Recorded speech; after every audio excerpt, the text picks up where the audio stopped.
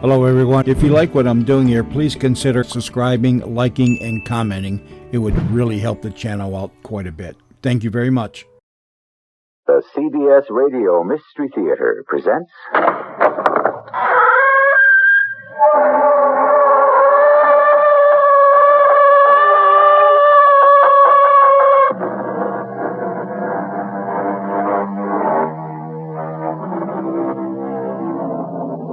Come in. Welcome. I'm E.G. Marshall. The famous French detective Eugène Valmont rarely, in his brilliant international career, came across such an equal as he meets in the story about to unfold. A war of nerves turns into a battle of wits, which I am happy to report to you from the front lines.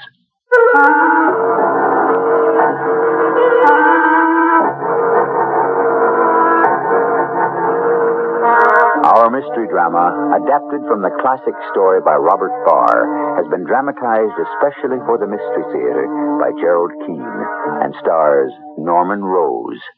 I'll be back shortly with Act One.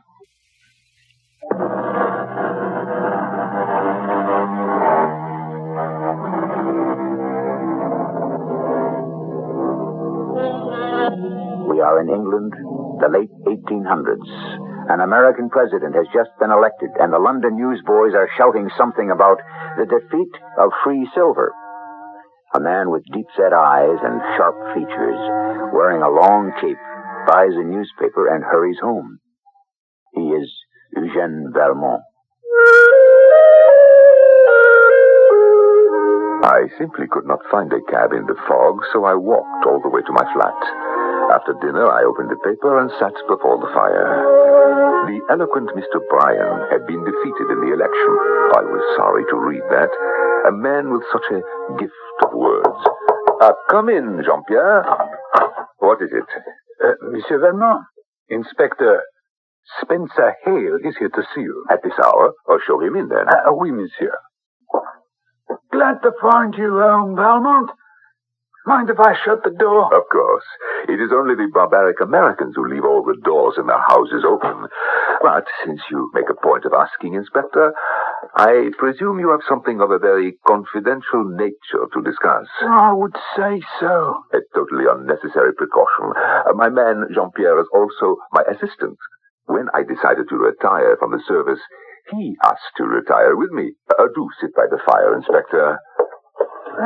I see you reading the evening paper. I'm glad that man Bryan was defeated. These Americans, such strange people. Of course he was defeated. A millionaire running for the presidency in a democracy where the average voter is as poor as a French peasant. Now, what important matter has brought London's chief inspector to my poor apartment on such a night? Valmont, you're a clever man.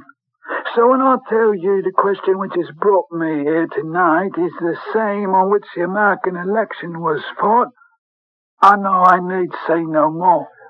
Free silver, Inspector? Yes, entirely too free. Tell me, dear friend, have they eluded you? Who? Why, the counterfeiters. I'll be.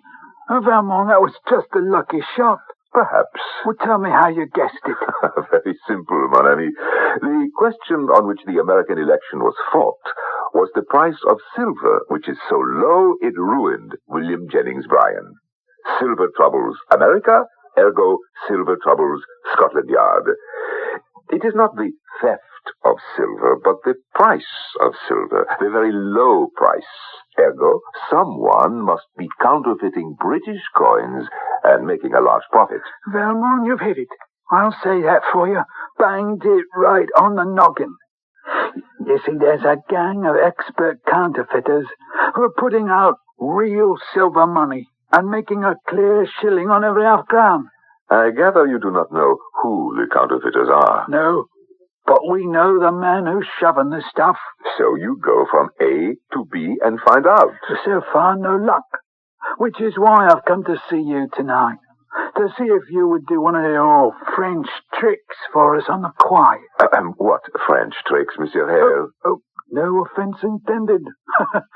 and I need someone to go through a man's house without a search warrant, spot the evidence, let me know, and then we'll rush the place before he's had time to hide the goods. Oh, I see. Who is this man, and where does he live?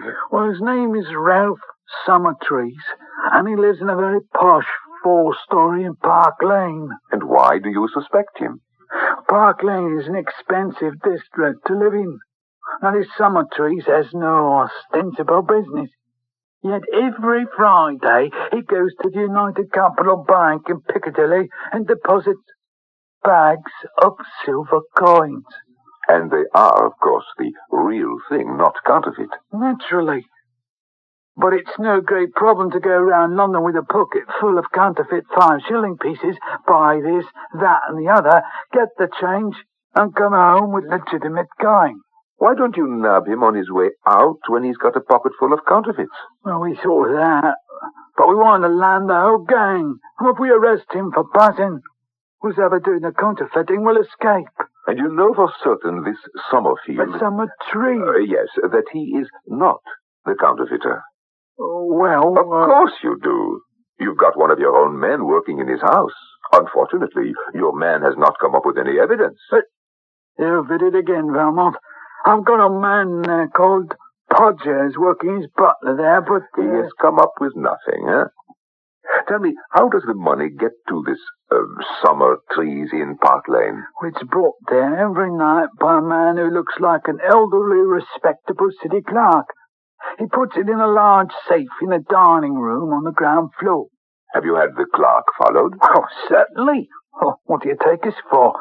Now, according to Podgers, he sleeps every night in the Park Lane house, and in the morning goes to an antique shop in Tottenham Court Road, spends the day there, and every evening returns to Park Lane with a bag of money.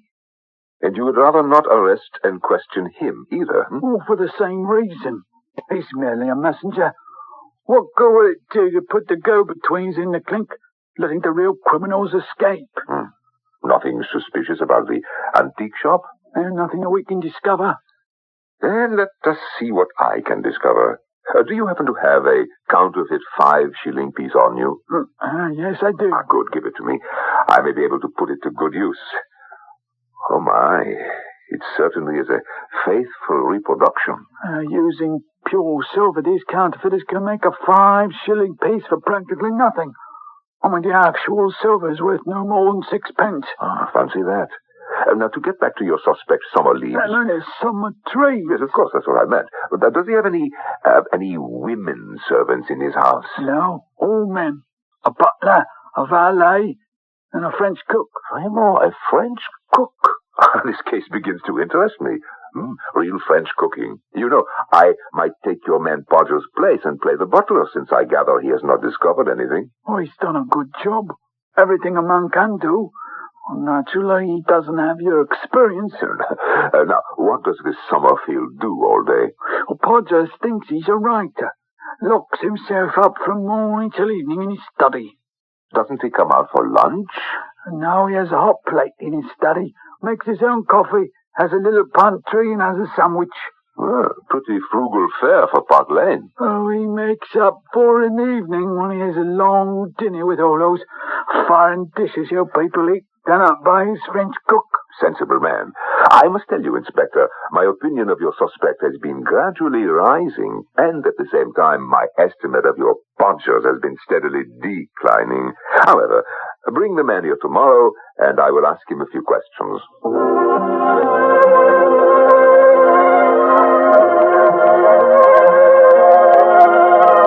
Monsieur Valmont, this is Sergeant Podgers. How do you do, sir? Podgers, has this man Summertrees ever stopped you from entering any of his rooms in Park Lane? No, sir. He's been quite open with me, you might say. Last Friday, he went to the safe, took out the money, had me count every shilling, and sent me to the bank to deposit same. To deposit same, What do you think of that, Valmont? Well, frankly, I think he has seen through Podgers' disguise, and being very sure the scheme is amused by the masquerade. Now then, Podgers, about this aged clerk, He arrives every day with the money at, what time? At prompt 6, sir. Does he ring or let himself in with a latchkey? With a latchkey. How does he carry the money? In a locked leather satchel, sir. And you have seen him go directly to the dining room, unlock the safe, and put in the money. Yes, sir. So, it is the aged clerk who unlocks the leather money bag. Yes, sir. Let me see, that is 3 keys used within as many minutes. Did you ever see Mr. Summertrees with this bunch of keys? For instance, the time he opened the safe and you counted the money and took it to the bank, what key did he use? I don't remember, sir. Once the money is in and the safe locked up, what does the clerk do? Goes to his room, sir. Where is it? On the 3rd floor. Where do you sleep, Podgers? On the 4th floor. The rest of the servants. And Mr. Summertrees? On the 2nd floor, adjoining his study, sir. The house consists of 4 stories and a basement, and you have gone through it all. Yes, sir. And you can let me in so that I can make an examination? Oh, yes, sir. Thursdays is the help's day off, and Mr. Summertrees is always locked in his room, sir. I never disturb him. Podgers, you are a sharp, alert, observant man. Thank you, sir. What happens that strikes you as unusual? I can't rightly say, sir. Call to mind some of the other households in which you have been an undercover man. Is there any way in which Mr. Summertrees' establishment differs from them? Well, sir, he does stick to his room, writing pretty close. Anything else, no matter how trivial? He seems fond of reading, too. Leastways, he's fond of newspapers. He takes all the morning and evening papers. And what is done with them after he has read them? They're sold to the ragman, sir, once a week. Or do they appear to have been read carefully? Anything cut out of them? Not that I could see, sir. I can't see what the man's reading habits have to do with anything. Oh, a great deal. Podgers, today is Wednesday. Tomorrow morning I would like you to bring here to my assistant, Jean-Pierre, whatever newspapers you have gathered this week to be sold. Vermont, what's all this mystery about the newspapers? Mystery? Au contraire, Inspector. I would say the entire case is perfectly plain. What's perfectly plain? Your suspect, Summertrees, is not a counterfeiter, nor is he in any way connected with counterfeiters. What is he then? Something far more interesting. And that is what I plan to find out.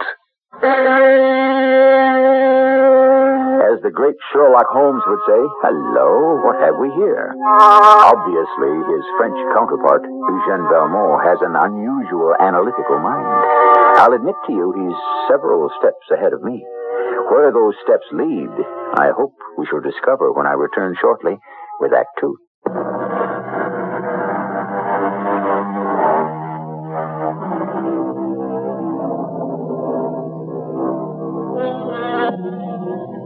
Have you ever noticed how poised and alert is a hunting dog when his senses tell him his prey is not far off? Our Eugène Valmont has picked up a scent, but where does it lead? To whom? A fox? A wolf? Perhaps a man disguised in sheep's clothing? The following day, our French detective arrives at the Park Lane house. Policeman Podgers leads him to the 3rd floor. And, this, I take it, is the room where the aged clerk who delivers the money spends his evenings. And nights. Yes, sir. I advised you to come here today, Monsieur Valmont, because I accidentally opened the study of Mr. Summertrees, and he's not there. I'm sure he'll be out for quite a few hours. Ah, good. Now, to make a thorough search. What are you looking for, sir? An escape hatch. You tell me that this clerk arrives with the money, puts it in the safe, goes up to this room, remains here all evening, all night, and leaves in the morning. Quite right, sir. Don't you find it peculiar he should arrive at 6 and go to bed hungry? No dinner? Oh, I never thought of that, sir. Yeah. And you never told me what he looked like either. The clock, sir? Quite old. Grey hair, grey beard. Yes, and your master Summertrees. How would you describe him? We're a younger man, quite clean-shaven. That's the closet door you're tapping on, sir. Yes, I know it is. And I shall go inside the closet and continue tapping. There must be a latch here somewhere. Huh. Why would anyone hang a pair of trousers on a hook back here? Now, suppose we give this hook a little twist. Good Lord, sir. The panel in the back of the closet is moving. So it is. Podgers, I want you to go down one flight into Mr. Summertree's study and wait there for me. Now, sir? The sooner, the better. Podgers? Podgers, are you there? Mr. Valmont. How did you get down here into Mr. Summerfield's closet? I walked down, Podgers.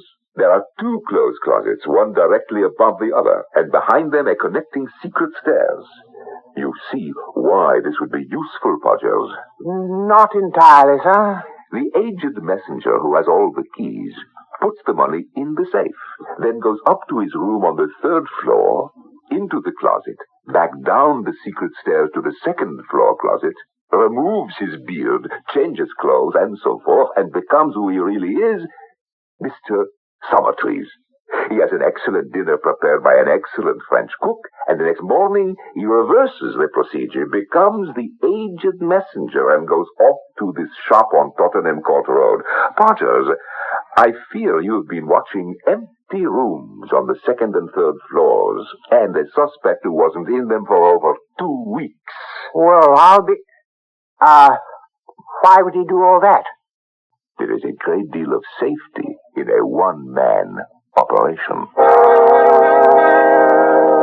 The following day, Friday, my assistant Jean-Pierre and I stood outside a certain antique shop in Tottenham Court Road, gazing at the bric-a-brac in the window. Nom de Dieu, Monsieur Valmont. Look at the trash people sell as antique. No worse, Jean-Pierre, than what people will buy. Did the rather stout Sergeant Podgers deliver a parcel of newspapers this morning? Yes, he brought them for you. Not for me, Jean-Pierre, for you. When we return home, I would like an analysis and a full report by tea time. Oui, monsieur. Now, shall we go inside the shop? What can I do for you, gentlemen? There is a small clock my friend and I saw in your window, standing on a big seashell and covered with little seashells. Tell me, how much is it? 7 and 6, sir. Shall I get it out so you can have a look at it? By all means. Get it out and wrap it up. We shall buy it. Jean-Pierre, do you happen to have any small change about you? I'm afraid I don't. Nothing smaller than a 5-pound note. Oh, well, then, here's a sovereign, my good man. 20 shillings. Do you mind the change being all in silver, sir? No, not in the least. Here we are, sir. I think you'll find that correct.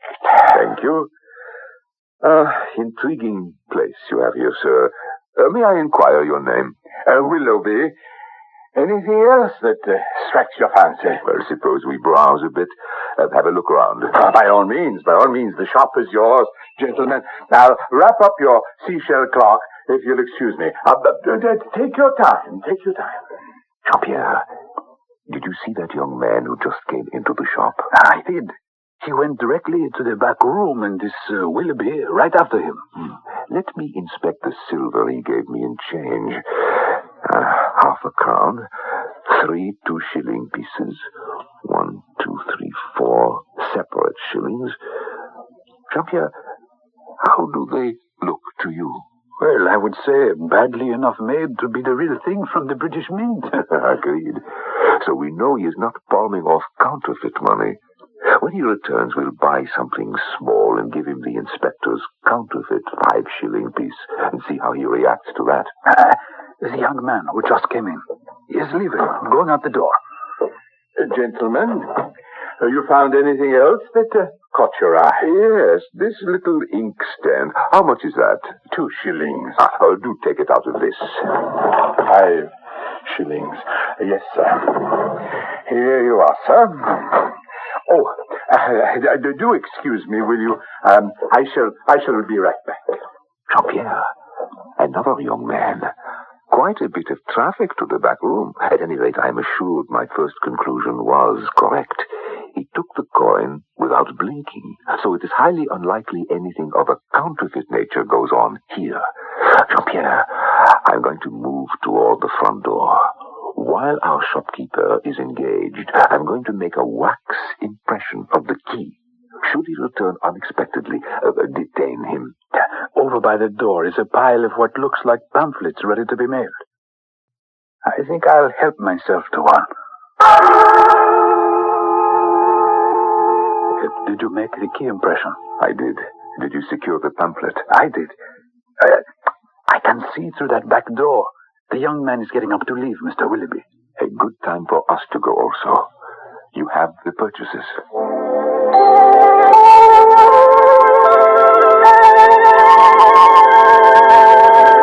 Monsieur Valmont, I have gone over all the newspapers Sergeant Podgers left here. Each one is more or less the same, the usual advertisements of pills and soap and so forth. Aside from that, there is one kind of advertisement common to all these papers. It says it can cure absent-mindedness. Well, let me show you, monsieur. Let's see. Are you absent-minded? There is no need to be. You can cure confusion and forgetfulness. Apply by mail for our pamphlet. List your personal hobby. No fee, no treatment, no risk. You lose nothing. You may gain peace of mind. Dr. Stamford Willoughby, 1414 Tottenham Court Road, London, WC1. This is one of his pamphlets I picked up at the shop. At the back it says, Dr. Willoughby will neither see patients nor correspond personally. Read and learn. You need not be absent-minded. The good doctor has just secured another patient. I shall write to him that I am very absent-minded, that my hobby is what shall I say, Jean-Pierre? Collecting rare books. Excellent, rare first editions. And I sign my name. What was the name that we used on the Milburn murder case? Alport Webster, sir. You were Alport Webster. You still have the calling card with that name on it to slip onto my mailbox downstairs? I'll attend to it. There was something else I had on my mind to report to you. What would it be? The key. Did you give me the key? That's it, of course. Here it is. I finished an hour ago from your wax impression. Now, let me see. Alport Webster, card on mailbox, letter to Willoughby, key to shop. Oh, what have I forgotten? The rum in the tea. I forgot that. You know, Jean, it occurs to me we are both getting a bit forgetful. Perhaps Dr. Willoughby will teach us more than we hoped for.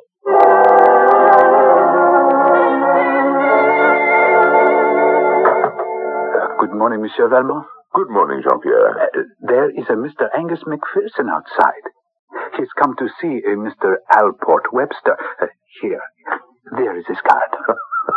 So soon, Mr. Webster has a visitor. Jean-Pierre, show the gentleman in. You may come in, sir. Mr. Webster, how kind of you to receive me. Your card reads Angus McPherson, Rare Books. Now, in what can I serve you? These 3 books I put before you.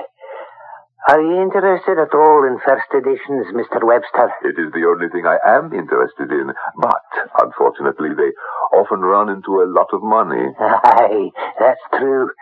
These 3 do run into some money. This one costs £100. However, it is an excellent value. The last one sold at auction here in London for £150. This book is £40, and this one £10.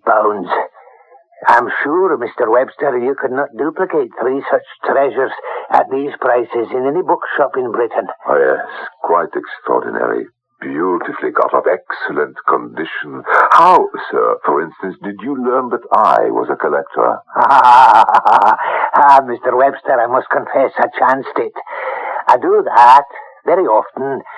I enter a flat like this at a good address, send in my card to the name on the mailbox, and if I'm invited in, I ask what I asked you. Are you interested in rare editions? Well, if he says no, I'll leave. If he says yes, then I show my books. Mr. McPherson, since this is the first time you have called upon me, you have no objection if I ask the name of the owner of these books. Oh, his name is Mr. Alf Summertrees of Park Lane. I shall be glad to leave the books with you and come back tomorrow when you've made up your mind. Oh, no. It is rather a question of money. I was going to tell you, I have a very good friend, and when people find it inconvenient to put down a considerable sum, he pays for the books.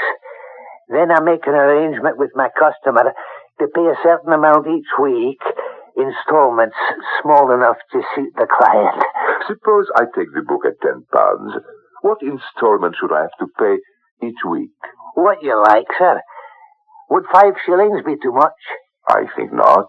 Done, then. If you pay me 5 shillings now, I will leave the book with you, and will call on you this day each week for the next installment. Good enough. Here you are, 5 shillings. Until Wednesday next, then, Mr. Webster. A pleasure. Jean-Pierre, I'll have my man to show you out. Jean-Pierre, show Mr. Macpherson out. Good day, sir. Yeah, and thank you. And happy reading. You've got a treasure there. Very fine indeed. Gold-tooled, red Morocco leather, no less. Jean-Pierre, has our Mr. Macpherson left? Yes, monsieur. Oh, is that a book you bought, sir? No, Jean. It is cheese for our mousetrap in a most exquisite binding. Unquestionably, Eugene Valmont is uncovering a swindle. How it works it, who gains, who loses, are all questions to which you have every right to expect answers. But since when have I ever disappointed you if you remain tuned in for Act 3? I'll be back shortly.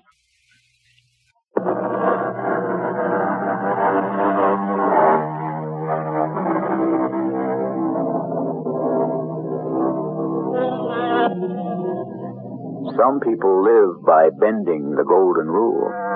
Others would melt it down if they could. Chicanery has been going on for centuries. Even Samuel Johnson warned, saying, if a man really believes there's no difference between virtue and vice, why, sir, when he leaves my house, I count my spoons. Good advice, it seems to me, today as it was 200 years ago. Jean-Pierre, point your flashlight over here, onto the desk. I want to go through it. Nice little antique shop, this. So innocent with its seashell clocks, it's hard to believe Dr. Willoughby could be up to anything underhanded. Dr. Willoughby, alias the aged messenger clerk, alias our Summerfleas. Trees, sir. Alias goodness knows how many other people. No, this is not an innocent store by far. Will you look at this collection of calling cards? Angus McPherson, rare coins. Angus McPherson, jewels for the connoisseur. Fine furniture. Cards for other accomplices as well. Mr. Rogers, Mr. Till, and these sheets. Mr. Till's list, Mr. Carmody's list, Mr. McPherson's list.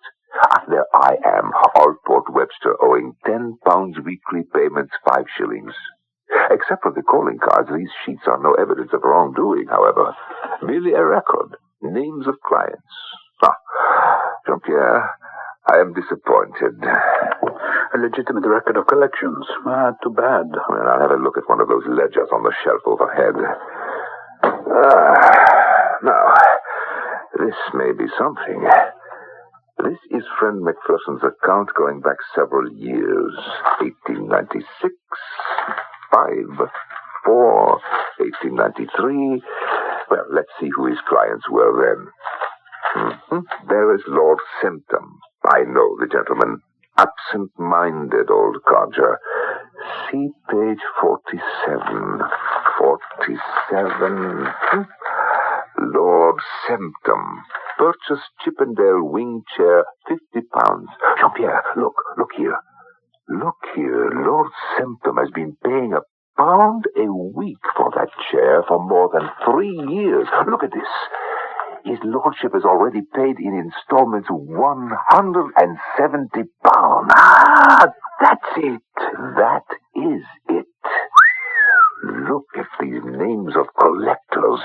This Summertrees has been employing a half-dozen collectors who take in weekly installments from these absent-minded buyers long after the debts are paid. I'll take this page of Lord Semptom's account and copy out some names and addresses of friend Angus's present clients, and then we'll be off. Costly business, buying on the installment plan. Yes, especially if you're absent-minded.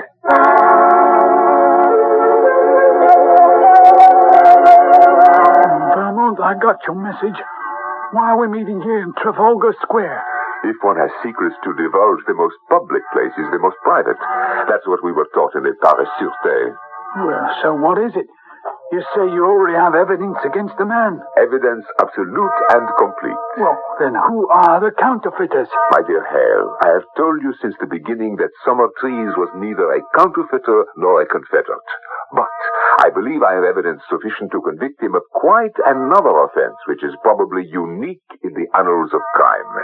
Inspector, I would like you to come by to my flat next Wednesday at about 5:45, prepared to make an arrest.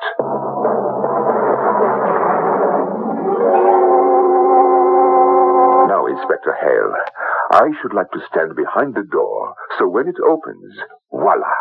This study of mine will be in complete darkness, except for a light which will shine on you. Oh, bit like theatre, what? So, when the young Macpherson fellow enters, he will immediately see you towering there, full height in your official uniform, a frightening sight to behold. Oh, thank you. You see, Hale, I am anxious to study Macpherson's face when he realizes he has walked in to confront a policeman. Oh, what time is it? 1 more minute and our friend will be here to collect his 5 shillings for the book I purchased. Mr. Angus Macpherson. Show him in, Jean-Pierre. Hale, stand quite still in that light. Excellent. Oh, I beg your pardon. I had expected to meet Mr. Webster. Come in, Macpherson. Oh, there you are, Mr. Webster. I didn't see you at first. Sit down, Macpherson. You have called on Lord Semptom this week. Aye, sir.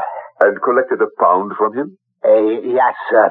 3 years ago in October, you sold Lord Semptom a Chippendale wing chair for £50. Quite right, sir. When you were here last week, you gave me Ralph Summertrees as the name of the gentleman who owns the books living in Park Lane. You knew at the time this man was your employer. You also knew that this Summertrees of Park Lane was identical with Dr. Willoughby of Tottenham Court Road. I don't exactly see what you're driving at, sir. It's quite usual for a man to carry on a business under an assumed name. There's nothing illegal about that. We will come to the illegality in a moment. You and Rogers and Tyrrell and 3 others are confederates of this Dr. Willoughby. We are in his employ. But no more confederates than clerks usually are. I think, Macpherson, I have said enough to show you that the game is what you English call up. You are now in the presence of Mr. Spencer Hale of Scotland Yard, who is waiting to hear your confession. Confession? Confederates? I must say, you use extraordinary terms. What have you to say in your defense? Where nothing criminal has been alleged, I see no necessity for defense. If you will be good enough to let me know of what you complain, I shall endeavor to make the point clear to you. I show you this ledger sheet.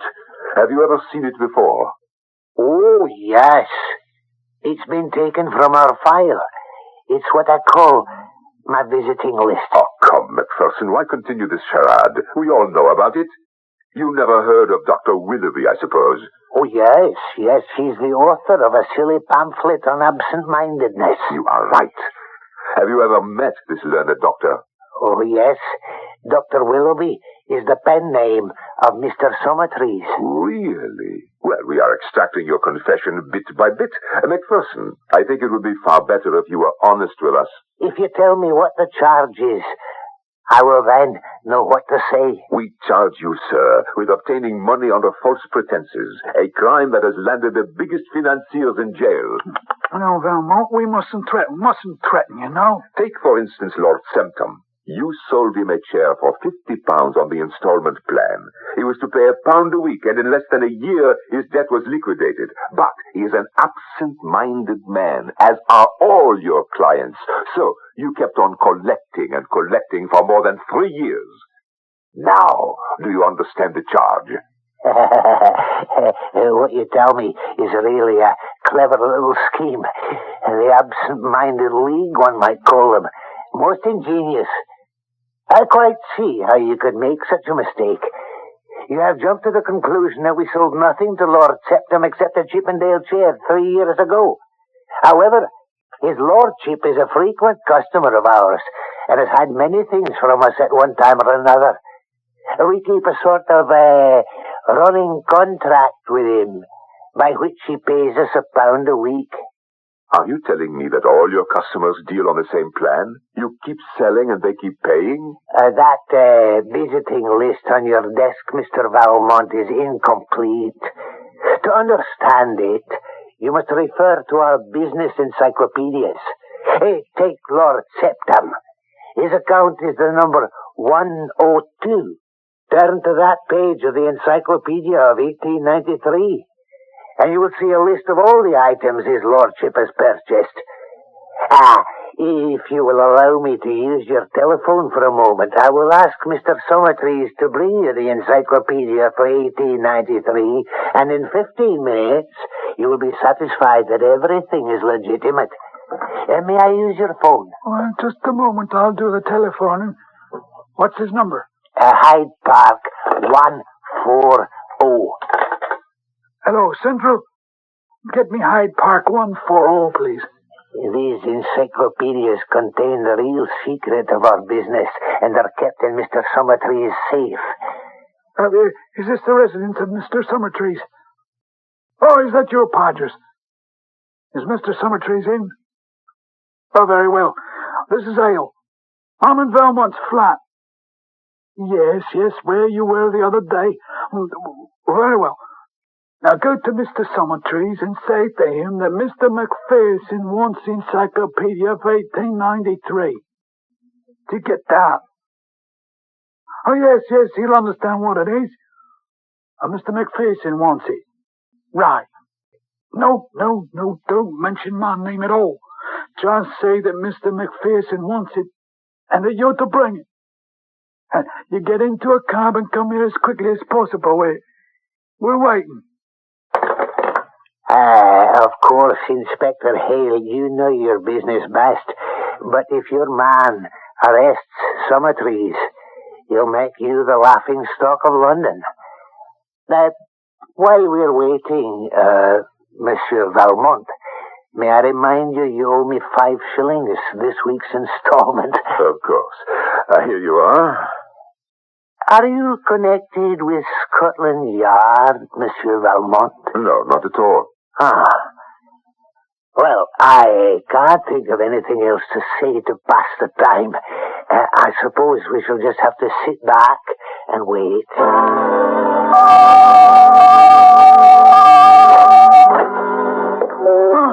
Podgers, give me the book. Let's see. The Encyclopedia of Sport, 1893. What sort of joke is this, McPherson? Oh, no. I might have known this had happened. If you'd allowed me to telephone, I should have made it perfectly clear to Mr. Summertrees what we wanted. There's an increasing demand for out-of-date books on sport, and he thought this is what I meant. There's nothing for it but to send your man back to Park Lane and tell Mr. Summertrees we wanted the locked volume of accounts of 1893.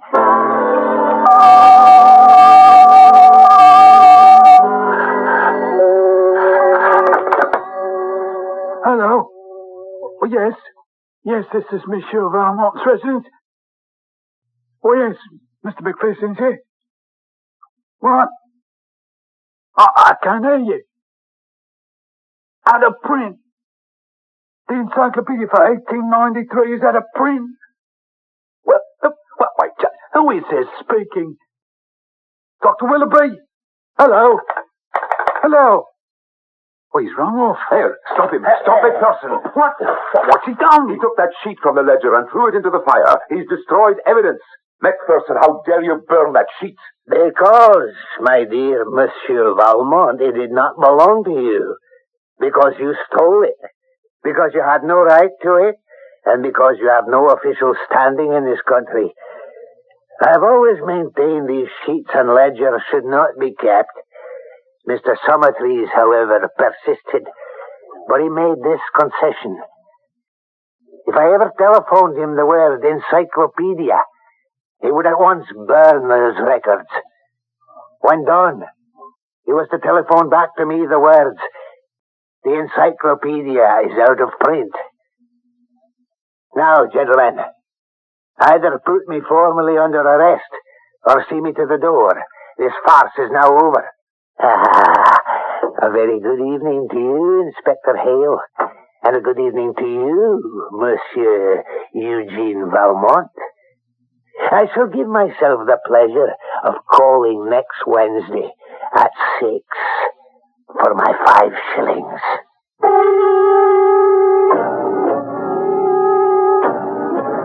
Believe it or not, the inspector from Scotland Yard and the retired detective from the French Sûreté are still friends. However, there is one certain case they never talk about. Nor do the words absent-mindedness or counterfeiting ever come into their conversation. And if one of them happens to say, every cloud has a silver lining, the other turns pale. I shall be back shortly.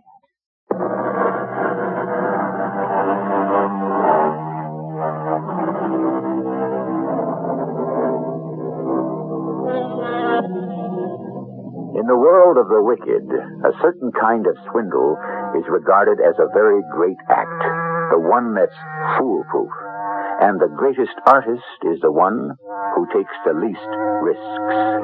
I dare say among the hundreds of tales of rogues and knaves I brought you on the Mystery Theater, this is the first in which flim-flam flourishes. I hope it is the last. Our cast included Norman Rose, Robert Dryden, and Lloyd Battista. The entire production was under the direction of Hyman Brown.